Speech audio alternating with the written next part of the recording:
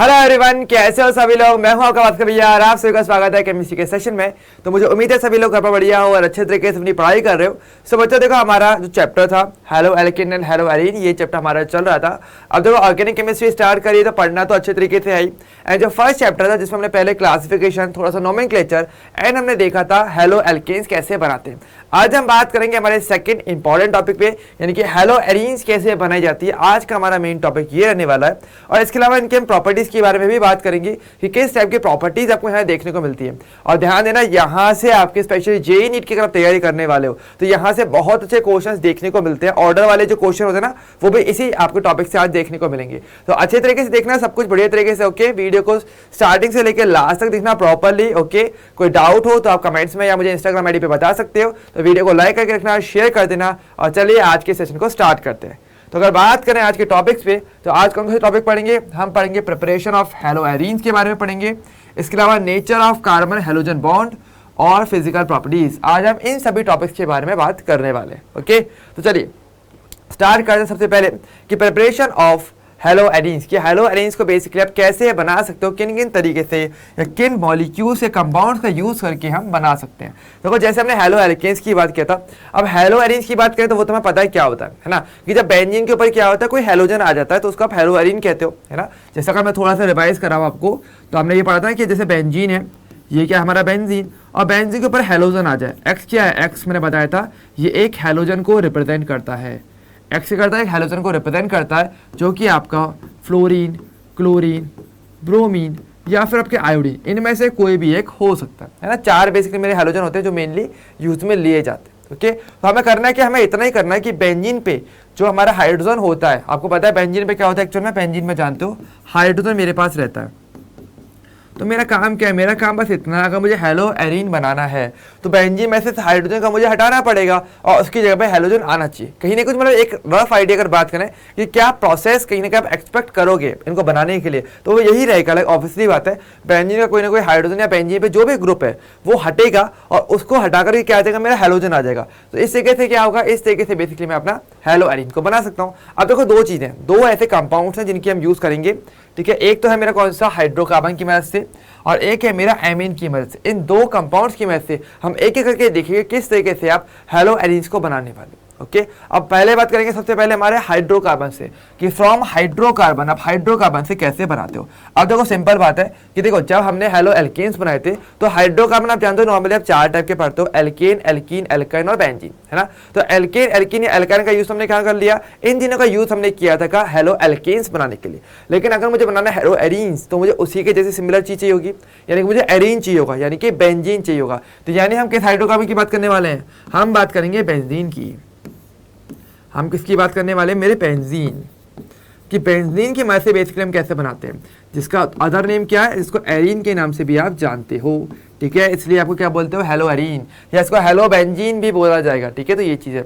अब सवाल आता है बेंजीन के बारे में कुछ बात है जो आपको जरूर पता होने चाहिए इस टॉपिक से पहले, एटलीस्ट जो मैं आपको बताऊंगा तो इंपॉर्टेंट है, थोड़ा ध्यान से सुनना समझना। देखो बेंजीन में अगर देखें तो हमारे पास 6 कार्बन होते हैं, 3 पाई बॉन्ड होते हैं। ठीक है, इसके अलावा यहाँ पे हमारे पास 6 हाइड्रोजन मेरे पास एक बेंजीन के पास नॉर्मली रहते हैं, है ना। हर एक कार्बन के पास क्या होता है, एक कार्बन और हाइड्रोजन क्या है, सिंगल बॉन्ड बेसिकली देखने को मिलता है। ये वाली बात आपको हमेशा ध्यान में रखनी है। इसका यूज क्या होने वाला है वो आपको जस्ट बताऊंगा। देखो क्या, अगर बात करें बेंजीन, अब तो होने वाला है रफ आइडिया की अगर बात करें तो हम करने क्या वाले हैं, हमारा आइडिया कुछ ऐसा बोलता है। तो एक कंसेप्ट बनाओ, एक लॉजिक बनाओ। आपको रिएक्शंस अगर याद करनी है ना, जैसे ये चीज बहुत पूछते हैं बच्चे से कि भैया केमिस्ट्री में रिएक्शंस कैसे याद करें, ऑर्गेनिक केमिस्ट्री में बहुत सारी रिएक्शंस आती हैं, कैसे याद करेंगे, एक लॉजिक के साथ। ठीक है, हर एक रिएक्शन में ना एक पर्टिकुलर एक लॉजिक लगता है, कंसेप्ट लगता है, और ये जो लॉजिक है ये एक में नहीं, ये बहुत सारी रिएक्शंस में लगता है। तो अगर बहुत सारी रिएक्शंस को याद करने के बजाय एक लॉजिक अगर याद कर लोगे तो सारे रिएक्शंस एक ही बार में याद हो जाएंगे। तो इसी तरीके से करोगे ना, हो जाएगा। अब जैसे देखो एक सिंपल बात है, आप बेंजीन के बारे में क्या जानते हो। अब देखो इस लॉजिक का यूज देखो मैं कितने चैप्टर से आगे करूंगा, बहुत ध्यान से देखना। हम जानते हैं बेंजीन में मुझे अभी करना क्या, हमें ये करना है कि बेंजीन से मुझे एक हाइड्रोजन हटाना है और उसकी जगह मुझे हेलोजन को लगाना है। लेकिन बेसिक बात करें तो यानी मुझे क्या करना पड़ेगा, कुछ इस तरीके से। अब मैंने एक हाइड्रोजन, मान लो टॉप वाला मैं हाइड्रोजन हटा देता हूँ और इस हाइड्रोजन की जगह पे मैंने यहाँ पे क्या लगा दिया, मैंने हेलोजन को लगा दिया। बचे कुछ मेरे जितने भी हाइड्रोजन मान लो सेम है।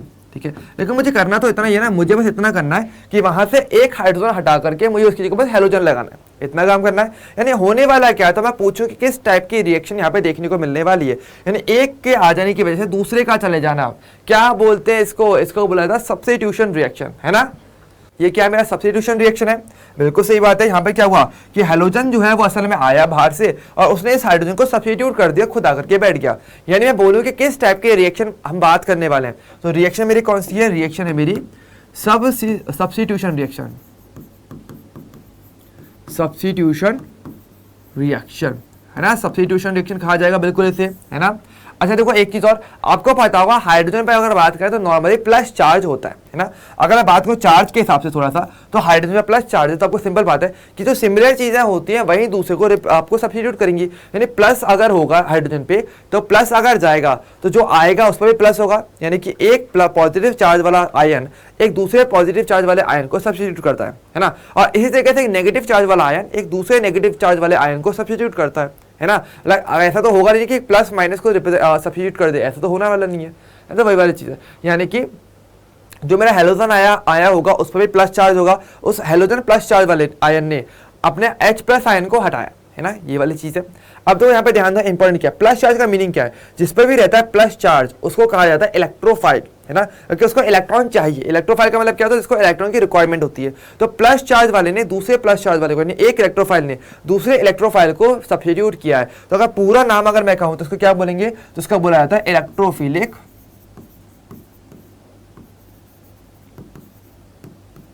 इसको अलग से लिख लेता है, चलो ठीक है। इसको क्या बोलते हैं आप, इलेक्ट्रोफिलिक सब्स्टिट्यूशन रिएक्शन।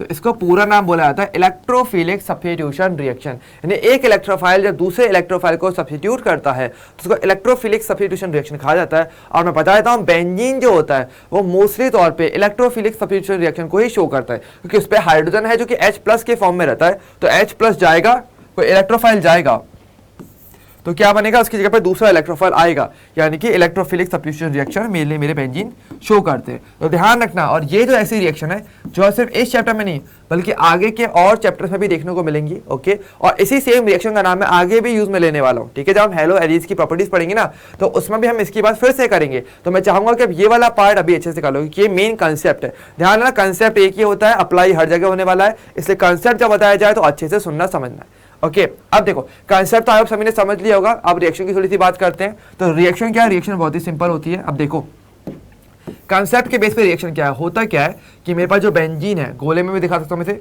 तो बेंजीन की रिएक्शन क्या करते हैं, हम करवाते हैं हेलोजन के साथ, हेलोजन नहीं X2। और ध्यान देना यहाँ पर जो हेलोजन जो हम यूज में लेते हैं, ये मेरा या तो मेरा होगा क्लोरीन या फिर मेरा होना चाहिए ब्रोमीन, इन दोनों में से यूज में ले जाता है। क्यों यूज में लेता है इसकी बात हम बाद में करेंगे, लेकिन पहले अभी के लिए इनको यूज में लेने वाले हैं। फ्लोरीन या आयोडीन नॉर्मली यूज में नहीं आने वाला, क्यों नहीं आएगा थोड़ी सी बात करेंगे बाद में, लेकिन पहले थोड़ा एक बार रिएक्शन देख लो, ठीक है। तो बेंजीन है, बेंजीन पे पता है हमारे पास क्या हाइड्रोजन है, तो जब इसकी रिएक्शन कराते हैं क्लोरीन या ब्रोमीन के साथ इन the presence of catalyst, catalyst कौन सा, या तो आयरन होगा या फिर मेरे पास क्या होगा, आयरन प्लस 3 चार्ज होगा।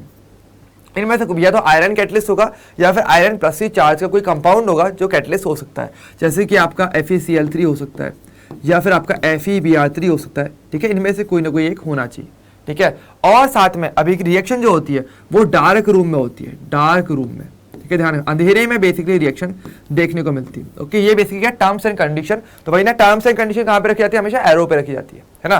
तो वो अपने सारी टर्म्स कंडीशन रख दिया। अब क्या होगा, मेरा जो हेलोजन है X रहेगा, है ना। तो क्या होगा, यहाँ पर जो बॉन्ड है वो टूट जाता है, एक पे नेगेटिव और एक पे आता है पॉजिटिव। तो जो पॉजिटिव होता है वो तो आएगा इस कार्बन के पास और इससे इस हाइड्रोजन को H प्लस के फॉर्म में निकाल देगा और ये हाइड्रोजन मेरा हेलोजन के पास आके चले जाएगा, क्योंकि प्लस और माइनस एक दूसरे को अट्रैक्ट करेंगे, ऑब्वियसली बात है रिएक्शन के अंदर। तो क्या बनेगा मेरे पास ओवरऑल, तो बनेगा ये कि मेरे पास बेंजीन रहेगा, बेंजीन के ऊपर क्या होगा, एक तो मेरा हेलोजन आकर के बैठ जाएगा और साथ में मेरा HX मेरा अलग हो जाएगा। और इस तरीके से क्या होगा, बेसिकली मेरी रिएक्शन होने वाली है। यानी यहाँ पे क्या होगा, हेलोजन जो होगा बॉन्ड ब्रेक होगा, एक पे नेगेटिव आ जाएगा क्योंकि बॉन्ड के दोनों इलेक्ट्रॉन एक पर आ जाते हैं, जिससे एक पर आ जाएगा नेगेटिव, दूसरे पर आ जाएगा पॉजिटिव। और जब ऐसा होगा तो पॉजिटिव वाला तो हाइड्रोजन को सब्स्टिट्यूट करेगा क्योंकि इलेक्ट्रोफिलिक सब्स्टिट्यूशन होने वाला है, तो इसने तो उसको सब्स्टिट्यूट कर दिया। और H प्लस साइन जो बना, अब भाई प्लस है तो कहाँ जाएगा, माइनस वाले के पास जाएगा, तो वो इस X माइनस पे चले जाएगा और HX आपका अलग बन जाएगा और साथ में आपका हेलो बेंजीन बन जाएगा, जहाँ पर आपका हेलोजन कौन कौन सा हो सकता है, क्लोरीन और ब्रोमीन, इनमें से कोई भी चीज़ यहाँ पे लिखी हुई रह सकती है, ये वाली बात है। ओके, इस तरीके से क्या बेसिक आइडिया कि आपकी रिएक्शन ऐसे होती है। तो कंडीशन से इंपॉर्टेंट है कि आपको आयरन या आयरन कोई कंपाउंड जिसमें +3 चार्ज हो वो आपका एज अ कैटलिस्ट वर्क करेगा। ये क्या कैटलिस्ट मेरे, या और डार्क रूम होना चाहिए, ध्यान रखना लाइट नहीं चाहिए, डार्क रूम में बेसिकली रिएक्शन होती है। ओके, क्योंकि लाइट अगर आ जाएगी तो रिएक्शन काफ़ी ज़्यादा विगरस हो सकती है या फिर अलग रिएक्शन भी हो सकती है। ओके, ये चीज़ पहली बात। अब तो दूसरी बात, अब तो इसी के अंदर बात करें, मैंने क्या बताया था, एक बात तो क्या, अब इंपॉर्टेंट नोट, अगर नोट की बात करें तो आपको स्पेशली ध्यान रखने हैं। और ये कुछ ऐसी चीज़ है जो आपके जेई और नीट के एग्जाम की तैयारी करते हो, थोड़ा डीपली बात है जो आपको वहाँ हेल्प करने वाली है, तब वो समझो। पहली बात तो क्या, रिएक्शन जब होती है पहली बात तो डार्क रूम में होनी चाहिए, डार्क रूम में बेसिकली रिएक्शन होती है, पहली बात तो एक बात। दूसरी बात क्या, क्लोरीन एंड ब्रोमीन की बात करेंगे तो वो इस रिएक्शन को देते हैं। ठीक है, अगर बात करूं मैं आयोडीन के केस में, तो देखो आयोडीन के केस में अगर बात करेंगे तो आयोडीन भी रिएक्शन करता है, लेकिन आयोडीन के केस में रिएक्शन होते हैं रिवर्सिबल। ठीक है, आयोडीन के केस में क्या होता है, आयोडीन जब यूज में लेते हो ना तो रिवर्सिबल रिएक्शन होती है,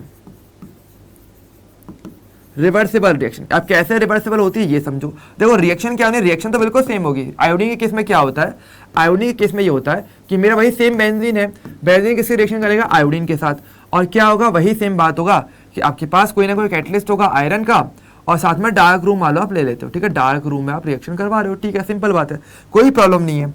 होगा क्या, होना यही है कि आपके पास बेंजीन होगा, बेंजीन पर आप आयोडीन लगा लोगे सिंपली वे में, और साथ में क्या बनेगा आपका, क्योंकि आपको पता है यहाँ पे हाइड्रोजन है, आयोडीन लग जाएगा, और साथ में आपका HI बनेगा। अब होता है क्या है, रिएक्शन होती है रिवर्सिबल। रिवर्सिबल का मतलब क्या होता है, रिएक्शन अगर फॉरवर्ड डायरेक्शन में यानी आपके रिएक्टेंट प्रोडक्ट बनाते हैं, तो रिवर्सिबल में ये होता है कि प्रोडक्ट भी अगेन रिएक्शन करके अगेन रिएक्टेंट को बना देंगे, यानी कि अपोजिट डायरेक्शन में रिएक्शन होना। दोनों डायरेक्शन में जब रिएक्शन होती है तो इस टाइप की रिएक्शन को क्या बोलते हो, ये जो कंडीशन होती है ना, दोनों डायरेक्शन में जो रिएक्शन है इसको बोलते हो रिवर्सिबल रिएक्शन। ठीक है, तो आपके नीट के एग्जाम में क्वेश्चन आया था कि आयोडीन के केस में कौन सी टाइप की रिएक्शन देखने को मिलती है, वो मिलती है रिवर्सिबल रिएक्शन, क्योंकि आपके रिएक्टेंट तो प्रोडक्ट बनाएंगे और प्रोडक्ट भी इतने आपके बहुत ज्यादा रिएक्टिविटी उनकी बहुत ज्यादा होती है रिएक्टिविटी कि वो भी वापस रिएक्शन करके मेरा अगेन प्रोडक्ट रिएक्टेंट को बना देते हैं। तो ऐसे में करते क्या है, देखो इसको करने के लिए करते क्या है कि अगर रिवर्सिबल नहीं हो तो इस चीज को रोकने के लिए क्या चाहिए आपको, आप पर्टिकुलर आपको ऑक्सीडाइजिंग एजेंट चाहिए होते हैं। कौन कौन से, तो ध्यान रखना, तो आयोडीन के केस में क्या होता है, आपको ऑक्सीडाइजिंग एजेंट यूज में ले जाते हैं। तो यहां पर क्या यूज में लेते हो, तो अगर रिवर्सिबल नहीं चाहिए सो यूज ऑक्सीडाइजिंग एजेंट। ठीक है, तो यहाँ पर ऑक्सीडाइजिंग एजेंट जो है वो यूज में लिए जाते हैं, और कौन कौन से, दो नाम मैं बता रहा हूँ, एक तो है आपका HNO3 जो अच्छा ऑक्सीडाइजिंग एजेंट है, नाइट्रिक एसिड, और एक होता है आपका HIO3। ये बेसिकली दो ऑक्सीडाइजिंग एजेंट है जो यूज में लिए जाते हैं। ठीक है, तो इनका यूज करके क्या है, आप इस रिएक्शन को केवल आप फॉरवर्ड डायरेक्शन में रखोगे, रिएक्शन रिवर्सिबल नहीं होगी। ठीक है, ध्यान रखना, ये किस लिए है, ये यूज में लेगा किसके लिए, फॉर रिवर्सिबल रिएक्शन। ये कब यूज में आना है, फॉर इररिवर्सिबल। ओके, इररिवर्सिबल, कि आपके रिएक्शन आगे ना बने। होगा क्या, होता ये कि देखो ये क्या करते हैं कि आपके ऑक्सीडेशन किसका करेंगे, ऑक्सीडाइजिंग एजेंट का काम क्या है, वो है ऑक्सीडेशन करना। तो ये किसका ऑक्सीडेशन करते हैं, ये ऑक्सीडेशन करेंगे HI का। तो ये HI का क्या करते हैं, ऑक्सीडेशन कर देते हैं। अब अगर ये बचेगा नहीं तो आगे वापस ही रिएक्शन करेगा नहीं, सिंपल बात है। प्रोडक्ट में देखो दो चीजें बन रही हैं, एक तो आयोडोबेंजीन बन रहा है, एक मेरा HI बन रहा है। तो अगर HI अगर मैं हटा दूं किसी तरीके से तो क्या करेगा, वो वापस रिएक्शन नहीं करेगा, है ना, क्योंकि वापस रिएक्शन अगर नहीं होगी तो आपका बैकवर्ड डायरेक्शन में रिएक्शन नहीं जाएगी, केवल फॉरवर्ड डायरेक्शन में रिएक्शन होगी। तो इसके लिए क्या करते हैं, आपको ऑक्सीडाइजिंग एजेंट की जरूरत पड़ती है। ओके, तो ये चीज यहाँ पर आता है, तो इनका यूज किया जाएगा फॉर इरिवर्सिबिलिटी के लिए। अगर आप इनको नहीं यूज करोगे तो क्या होगा, तो रिवर्सिबल रिएक्शन होगी और अगेन मुझे वापस आयोडीन अलग हो जाएगा और बेंजीन मेरा फिर से बन जाता है। ऐसा क्यों, क्योंकि ये बहुत ही ज्यादा हाईली रिएक्टिव रह जाता है। एक चीज, इसके अलावा एक और इंपॉर्टेंट बात आप चाहते हैं यहाँ पे ध्यान रख सकते हो, फ्लोरीन के केस में क्या होता है, ध्यान रखना, फ्लोरीन के केस में आप सीधे सीधे याद रख सकते हो कि फ्लोरीन की अगर बात करेंगे तो F2 क्या है, वो हाईली रिएक्टिव है।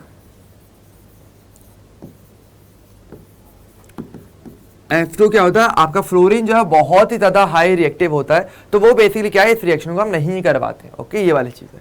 ओके, क्लियर सभी को, तो ये वाला पॉइंट यहाँ पर आता है। ठीक है, अब हम बात करेंगे हमारे नेक्स्ट मेथड की, जो है मेरा एमीन से आप कैसे बनाते हो। ठीक है, नेक्स्ट है मेरा कौन सा, एमीन। अब पहले सवाल आता है कि भाई एमीन भैया होता क्या है, ये तो बताओ पहले। तो बहुत सिंपल चीज है, एमीन क्या होता है। एमीन भी क्या है, एक टाइप का एक ग्रुप ही है। ठीक है, ये भी ऑर्गेनिक केमिस्ट्री का ग्रुप होता है, और इसका क्या होता है सिंबल, इसका होता है NH2। यानी कि NH2 जो ग्रुप होता है ना, इसको बोला जाता है एमीन। यानी कभी भी किसी भी हाइड्रोकार्बन से अगर आप हाइड्रोजन को हटा दो और उसकी जगह पर आप NH2 लगा देते हो, तो वो जो आपका ओवरऑल जो कंपाउंड होता है उसको एमीन के नाम से जाना जाता है। ठीक है, जैसे कि देखो यहाँ पर मैं बात करूंगा, तो यहाँ पर बात करने वाला बेंजीन की, क्योंकि हमें हेलो एरीन बना रहे है ना। तो अगर मैं बात करूँ बेंजीन, हम जानते हैं बेंजीन एक हाइड्रोकार्बन है ना। अब इस पर मैं, मुझे पता है यहाँ पे हाइड्रोजन होने वाला है, लेकिन मैं हाइड्रोजन हटा के मैं यहाँ पे NH2 लगा दूँ, तो इसको क्या बोलूँगा, ये मेरा हो जाएगा एक एमीन बन जाता है। ठीक है, इसी तरीके से एल्केन, एल्कीन, एल्काइन, उनको भी अगर हटाओगे उनमें से हाइड्रोजन को, तो क्या बनेगा, उसकी जगह हटा के आप उसे NH2 लगा दो, तो क्या बन जाएगा, एमीन बेसिकली आपका बन जाता है। ओके, और इसका नाम क्या है, इस एमीन का जो नाम है इसका नाम होता है एनिलीन। जैसे नाम होता है ना, हर एक का अलग अलग नाम होता है, इसका नाम क्या है, इसका नाम एनिलीन होता है। Okay, aniline. अब देखो होता क्या है, एनिलीन की मदद से आप आपके हेलो एरीन को कैसे बनाते हो। अब ये बहुत इंपॉर्टेंट रिएक्शन है, और ये एक ऐसा पार्ट है जो आपके एग्जाम के लिए भी बहुत इंपॉर्टेंट है। ओके, और मैं बता दूं, आपके एमीन जब चैप्टर आएगा प्रॉपर्ली, तो इसको आप और अच्छे से पढ़ोगे। अच्छे से तो क्या, पूरा उतना ही पढ़ोगे जितना इधर पढ़ोगे ना, वही सेम रिएक्शन आपको उस चैप्टर में भी देखने को मिलेंगी।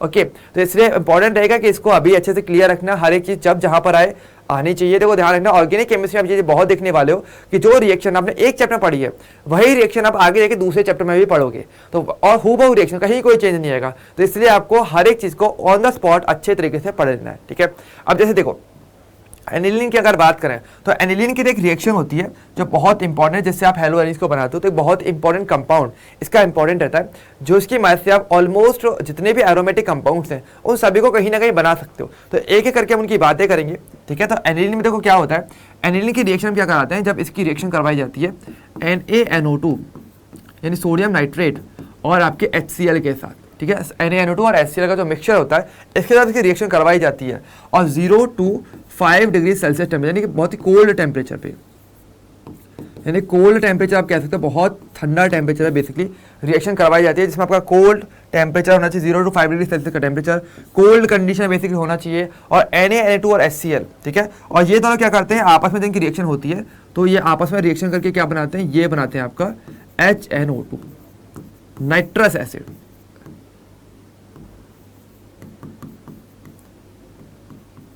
नाइट्रस एसिड जब इनकी रिएक्शन इससे करवाई जाती है, क्या होता है, तो होता है कि आपको बहुत ही स्पेशल कंपाउंड बनता है। ठीक है, स्पेशल कंपाउंड क्या बनता है, बेंजीन, इसके ऊपर आता है N2+ और आपका Cl-। ठीक है, ये बेसिकली कंपाउंड बनता है, जिसका नाम क्या होता है, बहुत इंपॉर्टेंट नाम, बेंजीन डाइएज़ोनियम क्लोराइड। ये बेसिकली जो है इस रिएक्शन के अंदर बनता है। ये बहुत ही इंपॉर्टेंट कंपाउंड है, ऑर्गेनिक केमिस्ट्री में बात करूंगा तो one of the most important compound, किसी भी आपके एरोमेटिक कंपाउंड में अगर देखा जाए, उसको बनाना हो आप इसकी मदद से बना सकते हो। यानी एक ऐसा कंपाउंड है जो ऑलमोस्ट एरोमेटिक केमिस्ट्री के अगर बात करें एरोमेटिक कंपाउंड्स में, तो ऑलमोस्ट ये सब कुछ बना सकता है। ये हेलो एल्केन्स, हेलो एरीन्स, या आपका दूसरे जो अदर कंपाउंड्स है, बेंजोइक एसिड या फिनॉल या बेंजीन को भी बनाना हो तो आप इसकी मदद से बना सकते हो। तो ये बहुत इंपॉर्टेंट चीज़ रहेगा, स्पेशली कहाँ पे यूज़ आएगा, जब आप रिएक्शन कन्वर्जन के जब आप कोशिश करोगे ना, तो आप देखोगे कि भाई आप इसको कई बार बनाओगे। जब भी बेंजीन की बात होगी ना, कहीं ना कहीं एक मौका मिलेगा आप इस चीज़ को जरूर बनाओगे। तो बहुत इंपॉर्टेंट है, इसे कैसे बनाया जाता है। तो एनिलीन की रिएक्शन जब कराई जाती है NaNO2 और HCl, जो आपस में रिएक्शन करके क्या बनाते हैं, आपके नाइट्रस एसिड को बनाते हैं। ओके, तो ध्यान रखना, आपको क्वेश्चन में कुछ भी मिल सकता है, NaNO2 या HCl मिल जाएगा, या फिर आपको HNO2 भी मिल सकता है, यानी नाइट्रस एसिड। और कोल्ड कंडीशन होगी 0 to 5 डिग्री सेल्सियस का टेम्परेचर रहता है, इसी पर ये स्टेबल रहता है। ये टेम्परेचर क्यों है, क्योंकि इस टेम्परेचर पे ये कंपाउंड स्टेबल रहता है। ये टेम्परेचर होता है स्टेबिलिटी के लिए, कि आपको स्टेबिलिटी चाहिए इस कंपाउंड की, बेंजीन डाइज़ोनियम क्लोराइड की, तो आपको 0 to 5 डिग्री सेल्सियस का टेम्परेचर रखना पड़ेगा। अगर टेम्परेचर ज़्यादा रखोगे तो ये कंपाउंड टूट जाता है, इसलिए आपको ये टेम्परेचर मेंटेन करके रखना पड़ता है। ओके, और क्या बनता है, बेंजीन डाइएज़ोनियम क्लोराइड। देखो कैसे नाम आया, बेंजीन तो सभी को दिख ही गया, ये तो क्या है मेरा बेंजीन। देखो यहाँ पर अगर देखें नाम कैसे आया, ये तो मेरा बेंजीन है। ठीक है, और N2+ ये जो ग्रुप है इसको बोलता है डाइएजो, इसको डाइएजो बोलते हैं, और C तो मेरा क्या है, क्लोरीन है ही।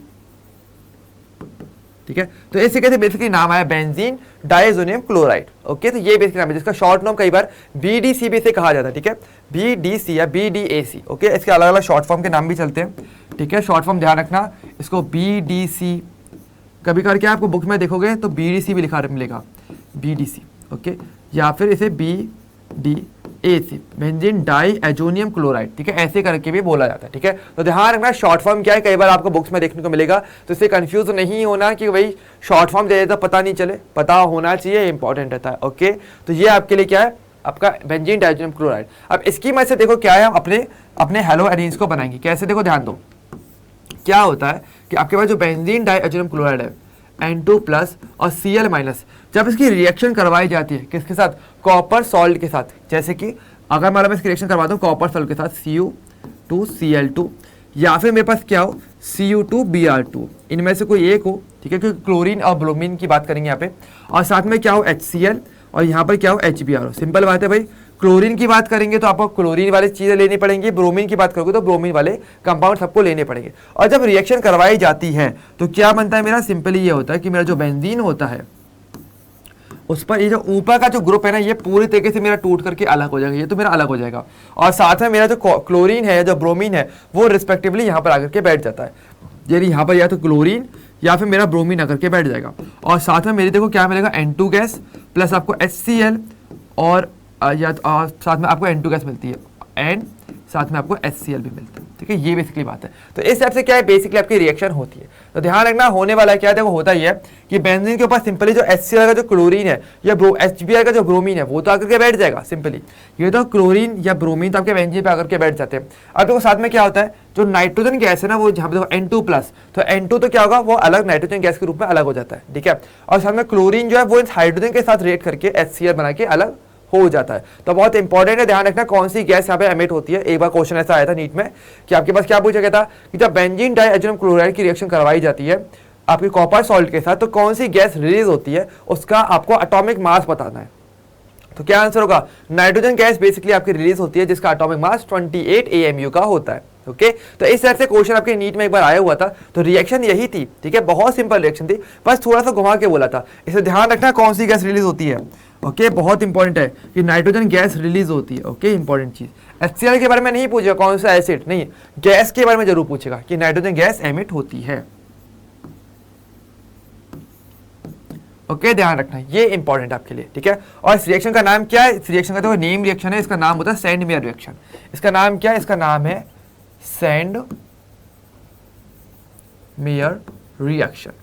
इसको सैंड मेयर रिएक्शन के नाम से जाना जाता है, इंपॉर्टेंट है हमारे लिए, ध्यान रखना, बहुत इंपॉर्टेंट, सैंड मेयर रिएक्शन, ठीक है। अच्छा देखो यहाँ पर देखें तो इसकी सिमिलर एक रिएक्शन और भी है जिसका नाम है गार्टरमान रिएक्शन। अब देखो एक रिएक्शन और है, मैं इसी में आपको क्लियर करता हूँ, और दो रिएक्शन, दो नेम रिएक्शन देखो एक ही बार में याद हो जाएंगी। एक रिएक्शन और है क्या, जिसका नाम है गार्टरमान रिएक्शन,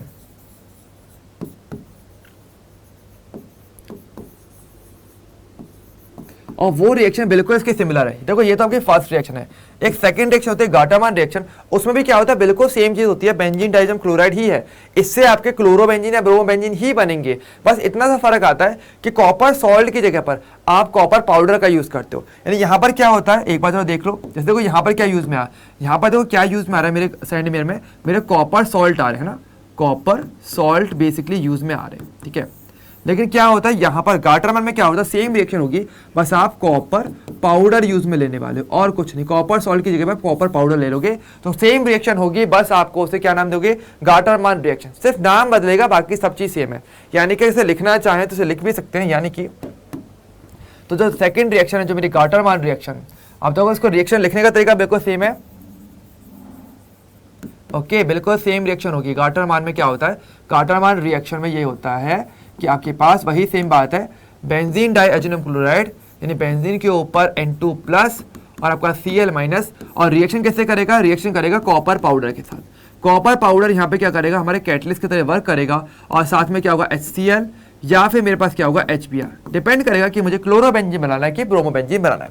तो क्या बनेगा मेरे पास, बेंजीन और यहाँ पे Cl या फिर मेरा Br। तो ये चीज सिंपल चीज, ओके, क्लियर सभी को। और साथ में कौन सी गैस मिलेगी आपको, वही N2 गैस मिल जाएगी, प्लस आपको HCl आपको अलग हो जाएगा। तो वही सेम रिएक्शन होगी, बस कॉपर सॉल्ट की जगह कॉपर पाउडर आ गया। ध्यान रखना सॉल्ट या जो पाउडर है ये मेरे कैटलिस्ट का काम यहाँ पे बेसिकली कर रहे हैं और यहाँ पे कुछ नहीं कर रहे, ओके। तो दो रिएक्शन सैंड मेयर और गार्टरमान आपके सामने हो जाती है। तो देखो यहाँ पर अभी तक हम देखें तो मैं दो रिएक्शन में देख लिया, ठीक है। दोनों रिएक्शन में बनाया क्या, हमने बनाया क्लोरोबेंजीन या ब्रोमोबेंजीन। पर अगर मैं पूछूं कि भैया यार आपने आयोडोबेंजीन तो बनाया नहीं है, या आयोडोबेंजीन या फ्लोरोबेंजीन कैसे बनाते हैं, तो उनके लिए भी कुछ स्पेशल मेथड रहते हैं, एक बार थोड़ा सा देखते हैं। तो थर्ड हम बात करेंगे हमारे किसके लिए, आयोडोबेंजीन के लिए। आयोडोबेंजीन के लिए अगर बात करें तो कैसे बना सकते हैं आयोडोबेंजीन, देखो वही वाली बात है, आपका बेंजीन डाइएजोनियम क्लोराइड सब कुछ बना कर देगा। मैंने क्या बोला, बेंजीन डाइएजोनियम क्लोराइड की मदद से आप हर टाइप का हेलोएडीन या हेलोबेंजीन को बना सकते हो। कैसे, कुछ नहीं करना, बस इसकी रिएक्शन किससे करवाते हो, इसकी रिएक्शन करवा दो एक्वस पोटेशियम आयोडाइड के साथ और थोड़ा सा हीट कर दो। तो ध्यान दो ये सिंबल क्या है, ये सिंबल बेसिकली हीट का सिंबल होता है। ध्यान रखना कभी भी डेल्टा का जो सिंबल आता है ना, ये सिंबल हीट को रिप्रेजेंट करता है। यानी यहाँ पे थोड़ा सा हीट करने वाले हो, थोड़ा वार्म करने वाले हो, गर्म करने वाले हो, तो क्या करना है, बस इसकी रिएक्शन पोटेशियम आयोडाइड से करा दो, सिंपली डायरेक्ट रिएक्शन हो जाएगी। आयोडीन जो होगा वो डायरेक्टली बस आपका यहाँ पर आकर के बैठ जाएगा और ये चीज़ टूट के अलग हो जाएगी, सिंपल बात है। और कौन सी गैस मिलेगी, वही वाली बात, N2 है, N2 प्लस, तो नाइट्रोजन गैस तो मिलना फिक्स ही है।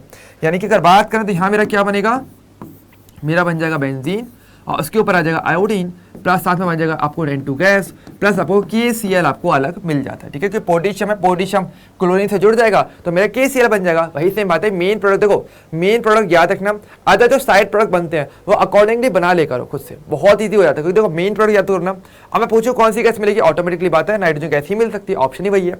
और क्लोरीन कहाँ जाएगा, क्लोरीन भाई पोटेशियम के पास ही जाएगा, सिंपल बात है, क्योंकि और कोई उसके साथ बचता है नहीं।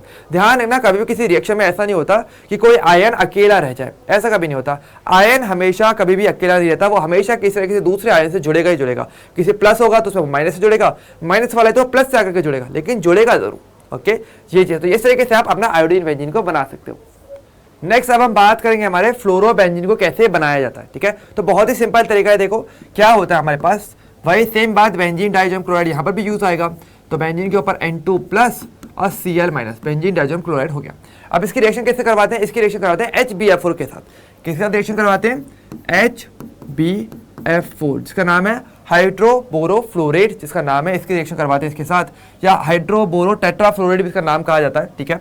और साथ में HNO2, इसकी जब इसकी रिएक्शन करवाई जाती है तो क्या बनता है, सबसे पहले आपका बनता है एक कंपाउंड बनता है, एक दूसरा कंपाउंड बनता है जिसका नाम है बेंजीन N2 प्लस और BF4 माइनस। यानी हुआ ये कि हमारा जो BF4 है, देखो हाइड्रोजन पे हम जानते हैं प्लस चार्ज रहेगा और BF4 पे क्या रहेगा, माइनस, इस पूरे पे रहेगा माइनस, इस पे रहेगा प्लस, और क्लोरीन में माइनस है। तो क्या होता है, पहले BF4 माइनस क्या करेगा, वो इधर आता है और क्लोरीन को पहले सब्स्टिट्यूट करके अलग करता है और खुद आकर के बैठ जाएगा। पहले एक नया कंपाउंड बनेगा बीच में जिसका नाम है बेंजीन डाइएजोनियम टेट्राफ्लोरोबोरेट, इसका नाम हो जाएगा, ठीक है।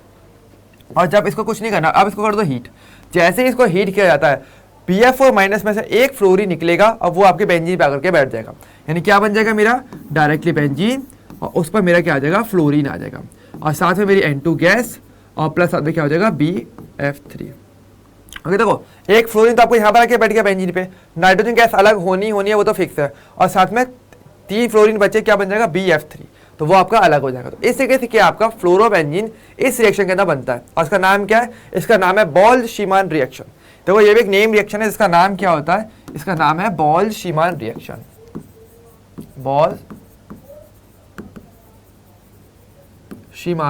रिएक्शन, ठीक है। ये क्या है, इस रिएक्शन का नाम है बेसिकली। ओके, तो 3 रेम रिएक्शन हमने आज में देख लिया, काफी इंपॉर्टेंट, कौन सी, गाटामान, सेंडमेयर, और थर्ड ये बॉल-शीमान। आयोडोबेंजीन की हालांकि कोई नेम रिएक्शन ऐसे है नहीं, इसका कोई नाम नहीं, बस एक पर्टिकुलर रिएक्शन है जो कि बेंजीन डाइएजोनियम क्लोराइड शो कर सकता है। ओके, तो 4 तरीके आपने देखा जिसकी वजह से हम चारों टाइप के हेलोएरीन्स को बना सकते हैं, ठीक है, एक ही बेंजीन डाइएजोनियम क्लोराइड की मदद से। तो वो काफी इंपॉर्टेंट है, इसलिए एमीन में आप इसे आगे भी पढ़ोगे अच्छे से, ठीक है। इसी को अगेन रिपीटेशन आपको देखने को मिलेगा, यही सारी बातें आएंगी, रिएक्शन सारी सेम रहेंगी। ओके, पर वही वाली बात है, एक ही रिएक्शन बार बार चैप्टर्स में देखने को मिलेगी, तो अपने को एक ही बार में अच्छे से याद रखना है। ओके, चलिए अब बात करते हैं हमारे किसकी, nature of carbon halogen bond. वही ना, एक्स क्या है, एक्स फॉर हेलोजन, है ना।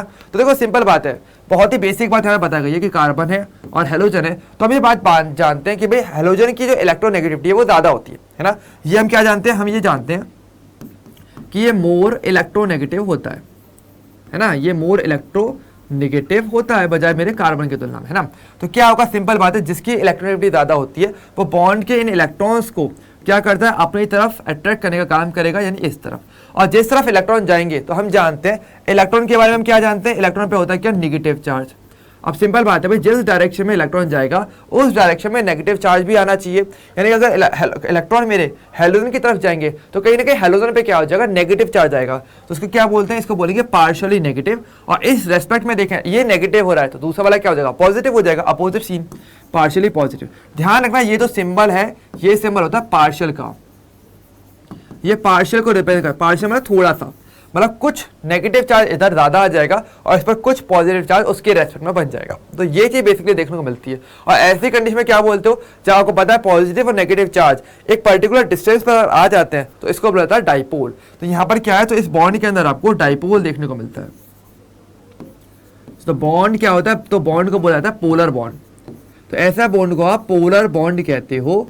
और पोलर बॉन्ड का मतलब क्या है, यहाँ पर क्या होगा, डाइपोल, क्योंकि यहाँ पर डाइपोल बन गया। डाइपोल क्या होता है, जहाँ पर पॉजिटिव और नेगेटिव चार्ज एक दूसरे से पर्टिकुलर डिस्टेंस पे आए तो उसको डाइपोल कहा जाता है। और इसको बोला जाएगा क्या, बॉन्ड, पोलर बॉन्ड कहते हैं। ठीक है, ध्यान रखना, पोलर बॉन्ड एक ऐसा बॉन्ड होता है जिसमें आपके पास पॉजिटिव और नेगेटिव चार्ज आ जाते हैं, यानी कि जहाँ पे डाइपोल देखने को मिलता है वो मेरा एक पोलर बॉन्ड कहलाता है। तो ध्यान रखना ये एक पोलर बॉन्ड होता है। ओके, काफी इंपॉर्टेंट बात है, एग्जाम में पूछी जाती है कि बॉन्ड पोलर है कि नॉन पोलर। तो यहाँ पर ध्यान रखना पड़ेगा ये बॉन्ड मेरा एक पोलर बॉन्ड है। क्यों, क्योंकि हैलोजन की इलेक्ट्रोनेगेटिविटी ज्यादा है तो उसने बॉन्ड के इलेक्ट्रॉन की तरफ खींच लिया, जैसे एक पे नेगेटिव और दूसरे पे क्या हो जाएगा, कार्बन पे पॉजिटिव चार्ज देखने को मिलता है। ओके, तो ये चीज यहाँ आती है जिसमें हम nature of carbon hydrogen bond में यही बात आती है कि आपके पास कार्बन और हाइड्रोजन के बीच का बॉन्ड पोलर बॉन्ड रहता है। क्यों, क्योंकि इलेक्ट्रोनेगेटिविटी डिफरेंस देखने को मिलता है, ये चीज आती है। क्या सभी को, चलिए अब बात करते हैं हमारे नेक्स्ट पॉइंट पे जो है मेरा फिजिकल प्रॉपर्टीज। फिजिकल प्रॉपर्टीज की बात करें, ये क्या है, देखो फिजिकल प्रॉपर्टीज आपको पता है मतलब ऐसे प्रॉपर्टीज जो आप डायरेक्टली सीधे सीधे ऑब्जर्व कर पाते हो, डायरेक्टली देख करके या सिंपल इंस्ट्रूमेंट की मदद से, वो बेसिकली मेरे फिजिकल प्रॉपर्टीज होती है ना। अगर मैं डेफिनेशन की बात करूं कि जैसे कि आप बात करें कलर की या स्मेल की बात की जाएगी, है ना, या इनके मेल्टिंग पॉइंट की, बॉइलिंग पॉइंट की, इनकी सॉल्युबिलिटी की बात की जाएगी, तो वो क्या, वो सभी फिजिकल प्रॉपर्टीज में आती है। ठीक है, तो एक एक करके थोड़ी सी बातें बताता हूं मैं आपको। देखो पहली बात तो क्या, नॉर्मली अगर बात करें प्योर फॉर्म में अगर बात करेंगे तो मेरे जो एल्काइल हैलाइड्स होते हैं प्योर फॉर्म में, मेरे एल्काइल हैलाइड्स व्हाइट कलर के होते हैं। ठीक है, व्हाइट कलर के। प्योर फॉर्म में बात करेंगे तो उसका कलर क्या होता है, व्हाइट कलर होता है। ओके, और लेकिन अगर मान लो जैसे मैं बात करूँ क्लोरीन की, यानी मैं बात करूँ अपने एल्काइल क्लोराइड की, एल्काइल क्लोराइड और एल्काइल ब्रोमाइड की, तो ये क्या होता है, लाइट की प्रेजेंस में, तो क्या होता है, in the presence of light, in the presence of light colour change to yellow. ध्यान रखना इंपॉर्टेंट चीज है। ठीक है, नॉर्मली तो क्या होगा, प्योर फॉर्म में जब ये रहते हैं, जब ये नए नए बनते हैं और किसी कॉन्टेक्ट में नहीं है, मैंने क्या बताया था आपको, ये डार्क रूम में बनाए जाते हैं ना, तो डार्क रूम में जब इन्हें बनाया जाता है तो व्हाइट कलर के मिलते हैं असल में। ठीक है, लेकिन जब लाइट इन पे आ जाती है तो थोड़ी रिएक्शन हो जाती है अलग, और ऐसे में कलर इनका चेंज होकर येलो कलर का बेसिकली बन जाते हैं। तो इंपॉर्टेंट रहता है कि रिएक्शन की कंडीशन इससे मेंटेन करी जानी चाहिए, क्योंकि अगर कोई दूसरा कंपाउंड बन जाएगा तो हमारा रिएक्शन वेस्ट हो जाएगी, तो हमें ऐसा नहीं करना होता। पहली बात तो ये चीज रहती है। ओके, दूसरी बात क्या, अगर बात करें स्मेल की, तो इनकी स्वीट स्मेल रहती है नॉर्मली। ठीक है, इनकी स्वीट स्मेल नॉर्मली रहती है। ओके, स्वीट स्मेल की होती है। ओके, एक अच्छी स्मेल इनके से आती है, बढ़िया स्मेल आती है, खुशबूदार। ओके, ये चीज़ है। तीसरी अगर पॉइंट की बात करेंगे, इनके मेल्टिंग या बॉइलिंग पॉइंट की अगर बात करें या इनकी स्टेट की अगर बात की जाए, तो ध्यान रखना हम बात करें थोड़ा स्टेट्स की। स्टेट की अगर बात करें कि भाई ये सॉलिड रहेगा, लिक्विड रहेगा कि गैस रहेगा, तो ध्यान रखना जो आपके स्टार्टिंग या मैं बोलूँ कि आपके जो स्टार्टिंग जो आपके एल्काइल हैलाइड्स जो होते हैं जिनका मोलर मास कम रहता है, वो नॉर्मली आपके गैस फेज में होते हैं। ठीक है, यानी अगर बात करें आपके स्टार्टिंग हैलाइड्स, यानी कि लेस मॉलिक्यूलर मास, अगर मॉलिक्यूलर मास क्या कम है तो ऐसे में वो आपको कहाँ देखने को मिलेंगे, वो आपको गैस फेज में देखने को मिलते हैं। ठीक है, गैस फेज में। जैसे कि एग्जांपल की अगर मैं बात करूँ आपसे कुछ एग्जांपल्स की, जैसे कि आपका हो गया CHCl3, या चलो मैं आपको CH3Cl, ठीक है, या फिर मैंने आपको दे दिया क्या आपका CH3Br, ठीक है, जिनका मोलर मास कम रहेगा। ठीक है, वो बेसिकली मुझे गैस फेज में देखने को मिलते हैं। ठीक है, या फिर आपका हो गया CH2Cl2, ये भी क्या, ये सभी आपको गैस फेज में देखने को मिलेंगे। लेकिन जो हायर मॉलिक्यूलर मास है वो आपको लिक्विड या सॉलिड फॉर्म में देखने को मिल जाते हैं। तो यहाँ पर अगला पॉइंट इसी में आता है स्टेट के लिए कि हायर मॉलिक्यूलर मास,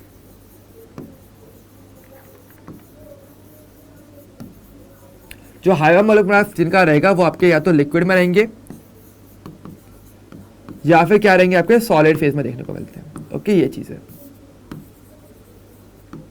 तो ये चीज़ यहाँ पर आती है। ओके, इसके अलावा अगर बात करेंगे इनके मेल्टिंग पॉइंट की या इनके बॉइलिंग पॉइंट की बात करते हैं थोड़ी सी और, तो देखो एक सिंपल कंसेप्ट मैं आपको बताता हूँ, इंपॉर्टेंट कंसेप्ट जो आपको अभी याद रखना है और आगे भी याद रखोगे। क्या कि देखो ध्यान रखना, मेल्टिंग पॉइंट हो एमपी यानी कि मेल्टिंग पॉइंट, मध्य प्रदेश नहीं होगा, ध्यान रखना मेल्टिंग पॉइंट होता है। ओके, एंड अगर बात करूंगा बॉइलिंग पॉइंट यानी कि मेरा बीपी नहीं और ना आपका बीपी पर बॉइलिंग पॉइंट, ठीक है, जिस पर कोई आपका लिक्विड बॉयल करता है, ठीक है। तो ध्यान रखना ये बेसिकली डायरेक्टली प्रोपोर्शनल होते हैं मेरे मॉलिक्यूलर मास की, मॉलिक्यूलर मास। ओके, और इसके अलावा एक और चीज मैं ऐड कर सकता हूँ, क्या, अपनी डेंसिटी। ध्यान रखना ऑर्गेनिक केमिस्ट्री में बहुत इंपॉर्टेंट कंसेप्ट ये आता है कि आपकी डेंसिटी हो जाए, मेल्टिंग पॉइंट हो जाए या बॉइलिंग पॉइंट हो जाए, मोलर मास जितना ज्यादा रहेगा, मॉलिक्यूलर मास जितना ज्यादा रहेगा, उतना ही ज्यादा उसका मेल्टिंग पॉइंट, बॉइलिंग पॉइंट या डेंसिटी का ऑर्डर रहता है। यानी कि जैसे मैं आपको कंपेयर करवाऊँ, मान लो मैं आपसे कंपेयर करवा रहा, क्या, एक सिंपल एग्जांपल, CH3F, एक तरफ मैं दे रहा हूँ आपको CH3Cl, एक तरफ आपको दे रहा हूँ CH3Br, और एक तरफ मैं कह रहा हूँ आपको CH3I।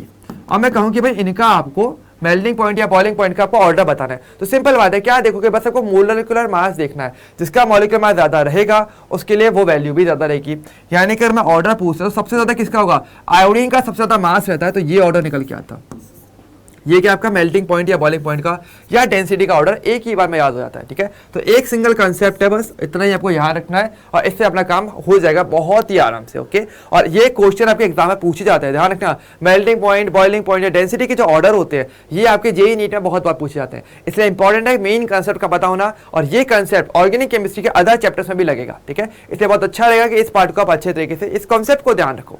ओके, अच्छा, इसके अलावा एक पॉइंट और लास्ट जो आपका होता है सॉल्युबिलिटी का।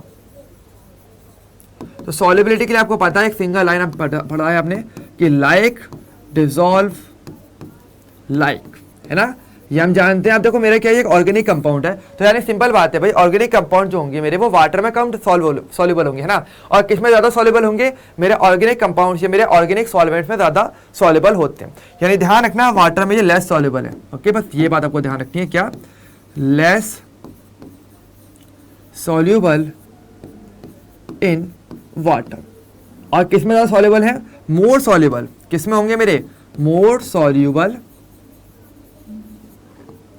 इन organic solvent,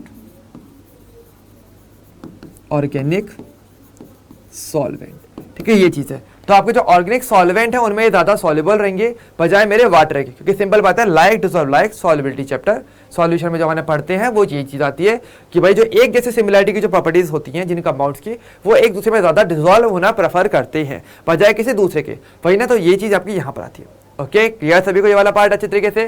so I hope आपको ये फिजिकल प्रॉपर्टी का सारा ध्यान रखा होगा। तो ध्यान रखना, बस कुछ बेसिक बातें होती हैं जो नॉर्मल बातें आप आगे पढ़ते रहते हो, हर चैप्टर के लिए, हर कंपाउंड के लिए कहीं ना कहीं ये बातें कही जाती हैं, कुछ कंसेप्ट आपके लिए इंपॉर्टेंट रहते हैं, ठीक है। जैसे कि आपका ये कंसेप्ट जो बताया गया काफी इंपॉर्टेंट है, और ये कंसेप्ट इस चैप्टर में भी आएगा और आगे भी आएगा। ध्यान रखना, पूरी ऑर्गेनिक केमिस्ट्री ऐसे कनेक्टेड होकर पढ़ने वाली है ना, तो आपको हर एक चीज को उस सेम क्लास में समझना बहुत इंपॉर्टेंट है। ओके, क्लियर सभी को। चलिए अब तक थोड़ा सा क्विज करके देखते हैं, क्योंकि जो पढ़ा है भाई क्विज नहीं करा तो फायदा क्या, है ना। तो क्विज क्या, आपके पास एक छोटा सा क्विज क्या बोलता है कि which one of the following has the highest boiling point. आपको बताना है किसका बॉइलिंग पॉइंट मेरा सबसे ज्यादा रहने वाला है। क्या क्या नाम दिया है, एक तो मुझे दिया है CH3Cl, CH2Cl2, CHCl3 और CCl4। तो सिंपल बात है, अगर आपको बॉइलिंग पॉइंट बताना है, कभी भी बताना हो, सिंपल बात है, क्या करोगे, बस आपको मोलर मास या मॉलिक्यूलर मास अपना देखना है। तो देखो जैसे कर बात करें हमारे पास, देखो मेरे पास क्या क्या है, मेरे पास कार्बन है, मेरे पास हाइड्रोजन और क्लोरीन है ना। कार्बन का मास क्या होता है 12, हाइड्रोजन का होता है 1 और क्लोरीन का 35.5 होता है। सिंपल चीज है भाई, किसी भी आइटम के अंदर या मॉलिक्यूल के अंदर बात की जाएगी तो वहां पर जितना ज्यादा क्लोरीन होगा, जितना नंबर ऑफ क्लोरीन ज्यादा रहेंगे, ऑब्वियसली बात है उसका मास भी उतना ज्यादा रहने वाला है ना। यानी अगर देखें मेरे पास यहाँ पर देखो एक ही क्लोरीन है, मैं सिर्फ क्लोरीन से बता सकता हूँ, यहाँ पर केवल एक क्लोरीन है, यहाँ पर मेरे पास 2 क्लोरीन है, यहाँ पर मेरे पास 3 क्लोरीन है और यहाँ मेरे पास 4 क्लोरीन है। सिंपल चीज, जहां पर क्लोरीन सबसे ज्यादा रहेगा वहां पर ओवरऑल मास भी सबसे ज्यादा रहेगा, है ना। मैं नहीं कहता पूरा निकालो, ये पूरा निकालने की मेहनत मत करना, बस कंपेयर कर लो, कंपेयर कर लोगे तो पता चल जाएगा कि हमें कंपेयर ही तो करना है। तो किसका सबसे ज्यादा रहेगा, ऑटोमेटिकली आंसर आपके आपके सामने लिखा हुआ है ना। जहां पर क्लोरीन ज्यादा रहेगा उसका मास ज्यादा हो जाएगा, मतलब उसका पॉइंट, बॉइलिंग पॉइंट या डेंसिटी सबसे ज्यादा रहेगी। यानी क्या हो जाएगा, ऑप्शन नंबर 4 क्या हो जाएगा मेरा इसका करेक्ट आंसर हो जाए। ओके क्लियर सभी को, सिंपल क्वेश्चन था। तो ऐसे क्वेश्चन आपके एग्जाम में आते हैं, बहुत इजी क्वेश्चन होते हैं, बस थोड़ा सा कंसेप्ट पकड़ने की बात होती है। अब इसी कंसेप्ट को देखो मैं आगे के चैप्टर्स में भी यूज करूंगा और आगे के टॉपिक्स में भी यूज करेंगे, तो एक एक करके हम सारी बातें हम समझेंगे। ओके लेकिन इसी के साथ बात करेंगे तो हमारा आज का सेशन कंप्लीट हो जाता है। सो थैंक यू एवरीवन, आज का सेशन कंप्लीट हो गया। मुझे उम्मीद है सभी को मजा आया होगा, जिसमें आज हमने क्या देखा, हेलो एरीन्स को कैसे बनाया जाता है, नंबर 1 चीज, और इसके अलावा कार्बन और हेलोजन के बीच का बॉन्ड नीचे कैसा होता है वो भी हमने देखा, और फिजिकल प्रॉपर्टीज की बातें हमने बातें करी थी। तो कुछ रिएक्शंस जो आपने आज देखी हैं और जो कंसेप्ट हमने आज समझी है वो आपको आगे भी काम में आने वाले हैं, और क्वेश्चंस कहाँ से आपके पूछे जाते हैं जेईई नीट के लिए उसकी भी हमने बातें करी, और बोर्ड्स के हिसाब से हमने बातें करी। ओके तो आज के लिए इतना ही। कोई डाउट हो तो आप मेरे से इंस्टा पे कभी भी पूछ सकते हो। कमेंट सेक्शन में मुझे जरूर बताना है कि आपको सेशन कैसा लगा। ओके एंड अच्छे तरीके से प्रैक्टिस करना, लाइक करके रखना वीडियो को, शेयर कर देना, एंड अब हम मिलेंगे नेक्स्ट सेशन में। तब तक के लिए bye bye and take care.